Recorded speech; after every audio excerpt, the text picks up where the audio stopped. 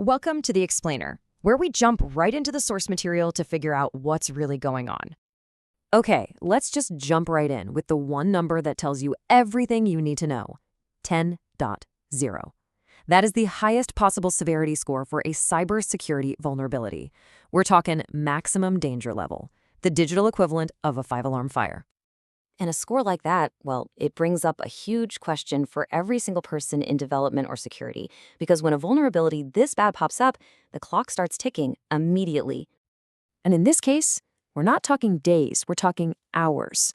Attackers were all over this almost immediately.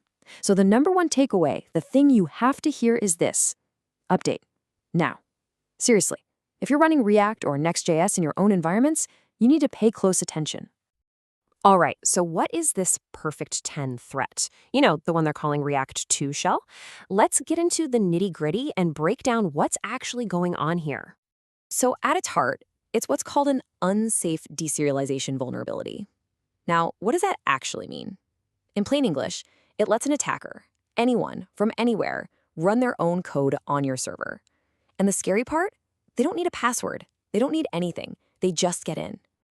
And here is the absolute kicker, the detail that makes this so much worse. Your application is vulnerable even if you're not explicitly using these server functions.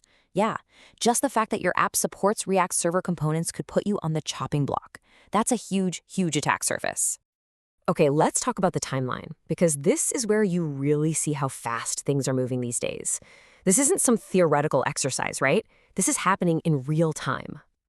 So get this, the vulnerability is announced to the public on December 3rd, and within hours, not days, hours, AWS honeypots, which are basically traps set for attackers, start seeing live exploitation attempts.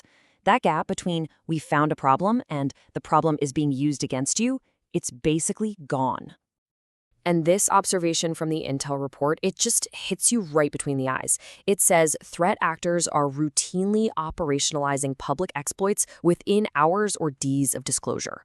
This isn't a one-off, it's the new normal. The moment something's public, it's weaponized. So, who is doing this and how are they doing it? Let's take a look inside the attacker's playbook. Well, the intelligence we have points toward two known groups with ties to China, Earth Lamia and Jackpot Panda. They seem to be leading the charge. But, pinning this stuff down is always tough. These groups are smart. They use shared anonymization networks, making it really hard to see their digital fingerprints. What's really fascinating here is the strategy these attackers are using. It's all about speed and volume, not precision. They're just grabbing any public proof of concept they can find, even ones that are buggy or flawed, and just blasting them out there. It's like they're casting this giant, messy net, hoping to catch anyone who's slow to patch. And this is so important. This case study shows us we're not just up against some mindless automated script.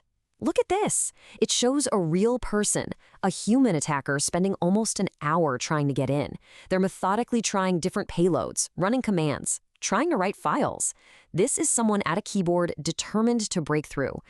So, with attackers this persistent, what about the defenses? Let's switch gears and see how a cloud provider like AWS tries to fight back automatically. So, AWS uses this kind of layered defense strategy. They have their Madpot honeypot network, those attacker traps we mentioned, feeding them live threat intelligence.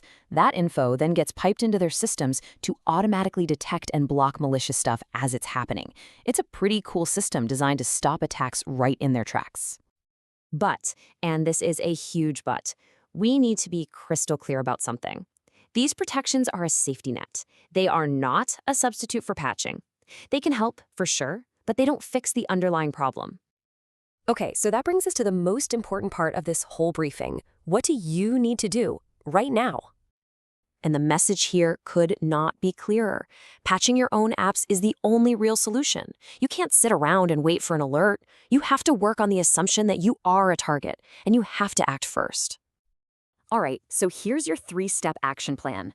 Step 1, and this is the big one, update your code. Get those patched versions. Step 2, as a temporary shield while you're working on that, deploy a web application firewall, or WAF rule, to block the most obvious attack patterns. And step 3, go hunting. You've got to dig into your logs and look for any sign that someone might have gotten in. Okay, investigating logs can sound kind of overwhelming, right? So let's get really specific about what you should be looking for. What are the digital breadcrumbs these attackers leave behind?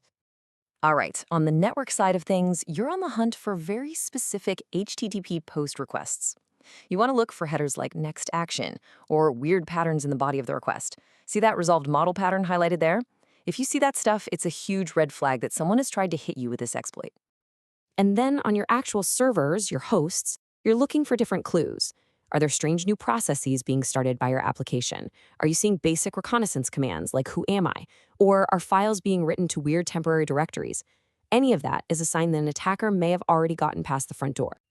Look, for even more detail, you should absolutely check out the official bulletins from AWS and the React team. And seriously, if you even think you've been compromised, contact support right away. Don't wait. So that leaves us with one final thought. You've patched, you're safe from this one, but this whole event created a ton of noise. It was chaotic, with all these low-skill attackers using bad exploits. So the real question is, how are you going to spot the next attack, the one that's quiet, sophisticated, and hiding in plain sight behind all that chaos?